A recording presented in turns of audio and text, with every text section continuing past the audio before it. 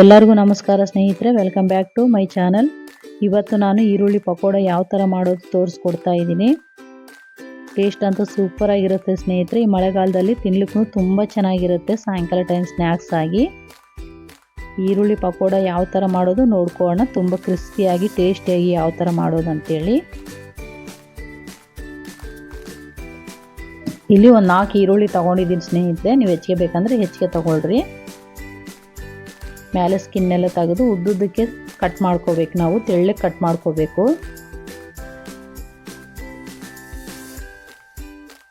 ಒಂದು ಕಟ್ ಮಾಡಿ ತೋರಿಸ್ತೀನಿ. ಆದಷ್ಟು ತೆಳ್ಳಗೆ ಕಟ್ ಮಾಡ್ಕೊಳ್ರಿ, ಅವಾಗ ಚೆನ್ನಾಗಿರುತ್ತೆ ನಮಗೆ ಪಕೋಡಗೆ.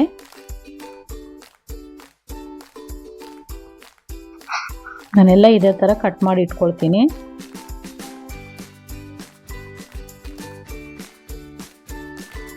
ಕಟ್ ಮಾಡಿದ ನಂತರ ಕೈಲಿಂದ ಈ ಥರ ಪ್ರೆಸ್ ಮಾಡಿ ಚೆನ್ನಾಗಿ ಎಳೆ ಎಳೆಯಾಗಿ ಬರುತ್ತೆ.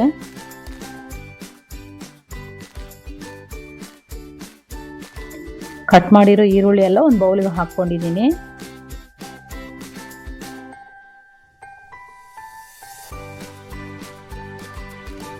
ಇದಕ್ಕೆ ಸಣ್ಣ ಸಣ್ಣದಾಗಿ ಕಟ್ ಮಾಡಿರೋದು ಕೊತ್ತಂಬರಿ ಮತ್ತು ಹಸಿಮೆಣಸಿನಕಾಯಿ, ಕರಿಬೇವು ಹಾಕ್ಕೊಳ್ತಾ ಇದ್ದೀನಿ ಸ್ನೇಹಿತರೆ.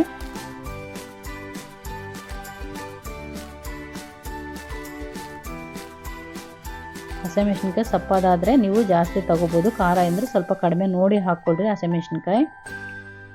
ಇಲ್ಲಿ 1 ಸ್ಪೂನಷ್ಟು ಧನಿಯಾ ಸ್ವಲ್ಪ ಪೌಡರ್ ಮಾಡಿಕೊಂಡು, ಪೂರ್ತಿ ನೈಸಾಗಲ್ಲ, ಸ್ವಲ್ಪ ತರಿಯಾಗಿ ಜಜ್ಕೊಂಡು ಹಾಕ್ಕೊಳ್ತಾ ಇದ್ದೀನಿ. ಧನಿಯಾ ಹಾಕೋದ್ರಿಂದ ಟೇಸ್ಟ್ ಚೆನ್ನಾಗಿರುತ್ತೆ, ಫ್ಲೇವರ್ನು ಚೆನ್ನಾಗಿರುತ್ತೆ ಸ್ನೇಹಿತರೆ ಪಕೋಡ ತಿನ್ನುವಾಗ.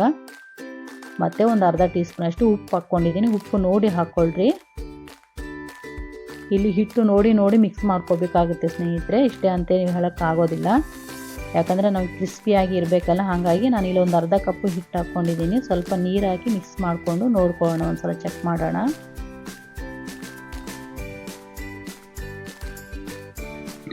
ಚೆನ್ನಾಗಿ ಮಿಕ್ಸ್ ಮಾಡಿದ ನಂತರ ಇನ್ನೂ ಸ್ವಲ್ಪ ಹಿಟ್ಟು ಇತ್ತಲ್ಲ ಸ್ನೇಹಿತರೆ, ಅದನ್ನು ಸೇರಿಸ್ಕೊಳ್ತಾ ಇದ್ದೀನಿ.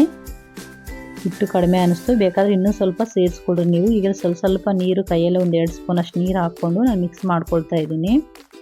ಒಂದೇ ಸತಿ ಹೆಚ್ಚಿಗೆ ಹಾಕಿದರೆ ಭಾಳ ಸಾಫ್ಟಾಗಿ ಆಗುತ್ತೆ. ಹಾಗಾದರೆ ಸ್ವಲ್ಪ ನೋಡಿ ಮಿಕ್ಸ್ ಮಾಡ್ಕೋಬೇಕು. ಇವಾಗ ನಾನು ತೋರಿಸ್ಕೊಡ್ತಾ ಇದ್ದೀನಲ್ಲ, ಈ ಥರ ಮಿಕ್ಸ್ ಮಾಡ್ಕೊಳ್ರಿ.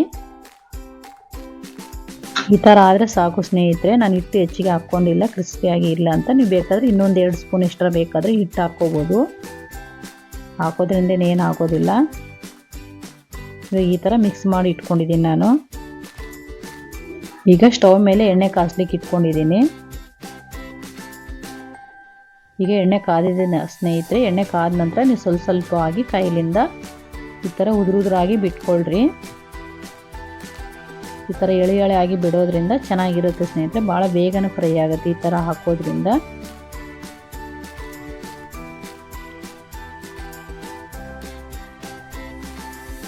ಸ್ವಲ್ಪ ಫ್ರೈ ಆದ ನಂತರ ಈ ಥರ ಟರ್ನ್ ಮಾಡ್ಕೊಳ್ರಿ.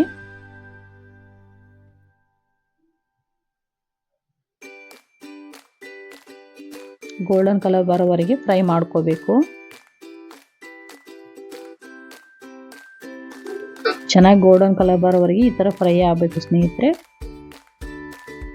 ಫ್ರೈ ಮಾಡಿ ಆ ಕಡೆ ಈ ಕಡೆ ಒಂದ್ಸಲ ನೀವು ಟರ್ನ್ ಮಾಡ್ಕೊಂಡೇ ಇರ್ರಿ.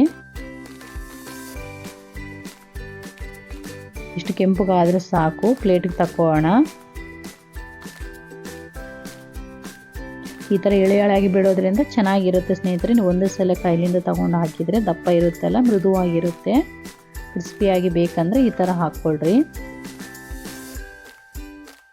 ಈಗ ಒಂದು ಪ್ಲೇಟಿಗೆ ಹಾಕ್ಕೊಳ್ತೀನಿ. ಎಲ್ಲ ಇದೇ ಥರನೇ ಹಾಕ್ಕೊಳ್ರಿ.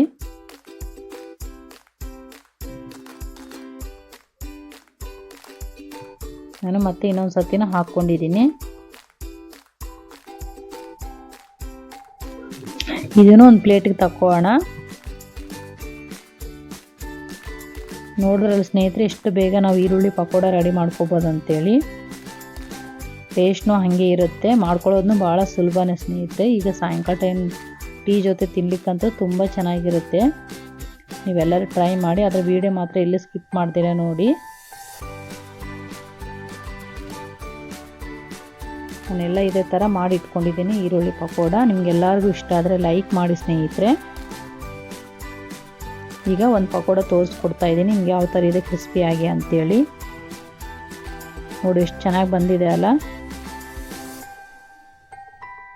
ನೋಡ್ರಲ್ಲ ಸ್ನೇಹಿತರೆ, ಮತ್ತೆ ಮುಂದಿನ ರೆಸಿಪಿಯಲ್ಲಿ ಭೇಟಿಯಾಗೋಣ. ಎಲ್ಲರಿಗೂ ನಮಸ್ಕಾರ.